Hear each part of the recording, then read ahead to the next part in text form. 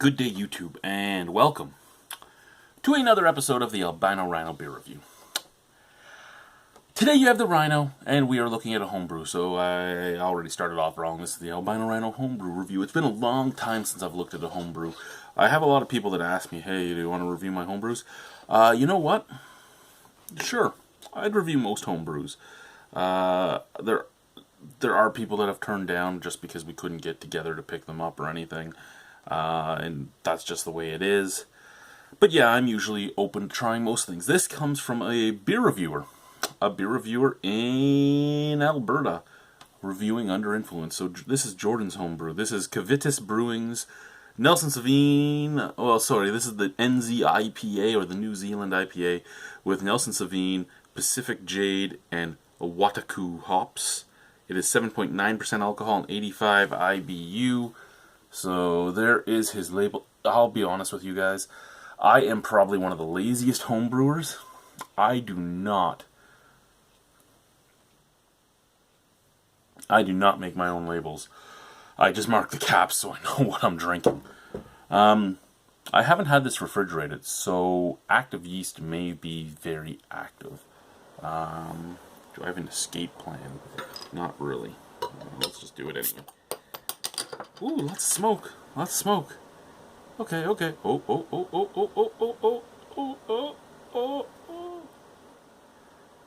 Okay, I'm just watching. To see what... Oh, okay, we gotta pour. I was watching to see what would happen with the yeast as the CO2 started to escape, and it did start to rise up the neck. It was rising up slowly enough that I thought it would just stop on its own. And then it started going at a much higher rate of ascension.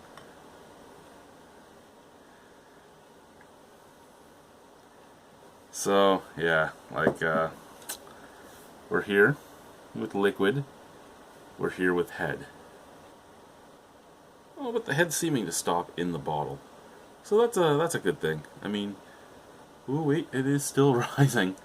It's still rising quite a bit. We are now here with liquid, here with head. So, we are rising up in that bottle. Okay.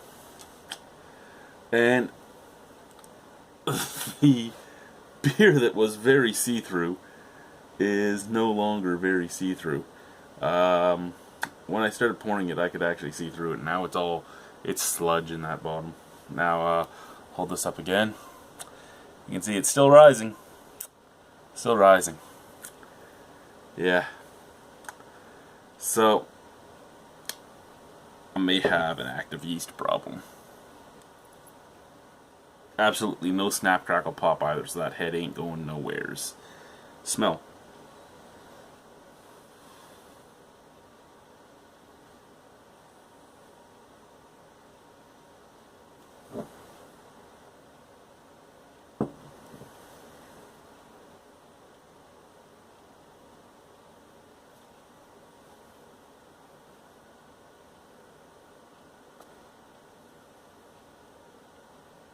I can stop it. Okay, what we're going to do is this. We're going to pause you for a second, and I'm going to go deal with some of this so I can actually try and smell this beer. Alrighty, so after some scooping, and some settling, and some pouring, and some scooping, we got to this. All head in the bottle, and a little more liquid in the glass. So, visually, hazy, nice coppery gold color, big head, big things forming in it. The head's all from me not refrigerating, more so than anything, unless it's infected, but it doesn't smell like it. Smell. Mango, passion fruit, papaya. Actually smells like some dragon fruit, and I only know that because I just ate my first actual dragon fruit. And I'm not talking like I've ate lychees and stuff before, but my first actual just crazy ass dragon fruit, and I ate a star fruit recently too. I don't know if any of you guys have had star fruit. That was a weird one to eat. So, smells pretty good. Let's give her a shot. Cheers.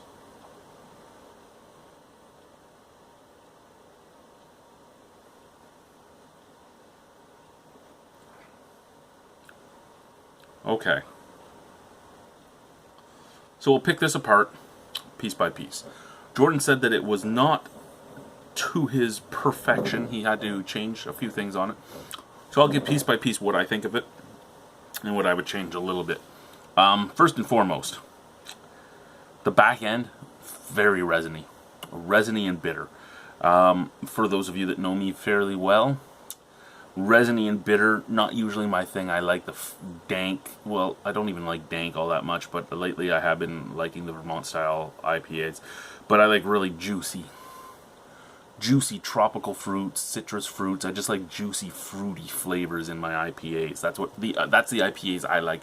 I don't like floral. I don't like cedary, piney. I don't like woodsy, or I can handle earthy, but fruity is what I like.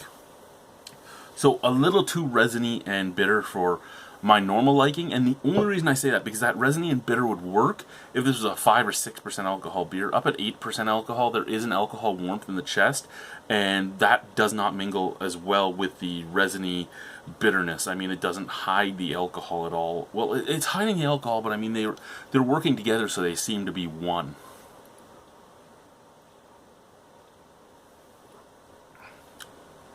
So that's the back end. And the back end is the one part I don't like about the beer. The rest of this is pretty damn splendid. I mean, the malts come off very nice. The malts stay up at the forefront, right into the middle.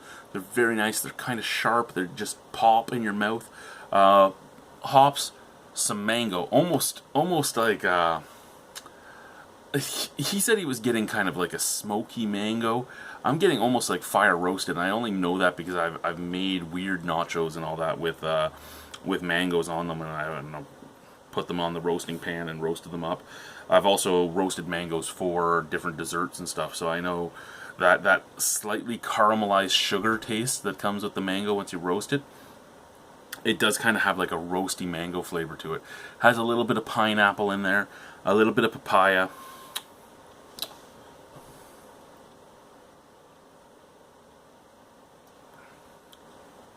Yeah, it does have a lot of juicy flavors. Again, mango, papaya, pineapple. The mango again, kind of caramelized, kind of roasty. The pineapple flavor that's coming off in this is kind of the same thing. It's almost tasting like it was heated up, that it was baked. Once you heat up pineapple, it kind of loses that sharpness, and the overbearing sweet kind of goes down into a bearable sweet with a touch of tart, is what I've always found with like Hawaiian pizza or any desserts with pineapple on it that's been baked. Anytime I've warmed up pineapple, it's just lost a lot of that sweet bite. It's lost a lot of its juice too, so it's a lot of flesh taste. All in all, alcohol warmth, resiny bitter finish, nice juicy flavors in the middle, a nice malt flavor up at the forefront. Overall, it is a very good beer. What I would do differently myself, I would probably use Nelson Sauvin. See, Nelson Sauvin is a hop I love. I love the pineapple flavor that can come off of it. I love the tropical fruit flavors that can come off of it, but it fades so fast. I don't know if I don't like to brew with Nelson Sauvin unless I know I can drink the beer super quick. But I don't know. I don't know what I'd change, actually. In all honesty, I think the only thing I would change is when I throw my hops in. I think a little more aroma hops, because the aromatics on this, it might be the overactive head, but the aromatics does not seem to be as good on this as the flavor. So maybe a little more aroma hops, and probably a little more like mid-boil additions, just to take away a little bit of that bitter bite at the end and give a little bit more of the sweetness of the hop. I like the beer though. Out of 10 on this beer, I'd give it an 8.25. I actually really do enjoy it. And it's not. And when I took my first swig, I didn't think I would. I thought I would give it like a 7. But it is. It grew on me. If I reviewed this on the first sip, I wouldn't have liked it. The first sip was all what I don't like. We're seeing that the resiny bitter back end. But the more I drink it, the more the juicy fruits come out. So all in all, this is a really nice homebrew. Jordan, you did a good job. Like I said, I just cut back the back end a little bit and add and build up. Cut back the back end a little bit, build up the flavor profile a little more, because if you take away some of that resininess, it won't build on top of the alcohol burn. It might actually help hide it a little better. And if you build up the aroma, that's going to help the flavor too. So those are my only 2 real suggestions. Thank you very much, guys, for watching. Have a wonderful, splendiferous evening. Bye-bye. I rambled way too long today.